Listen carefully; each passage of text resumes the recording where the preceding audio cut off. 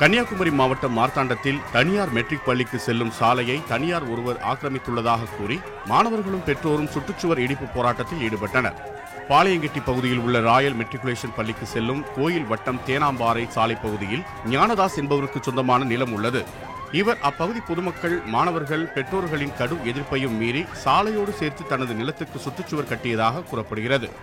இந்த சுற்றுச்சுவரை மாணவர்களும் பொதுமக்களும் இன்று இடித்தனர்.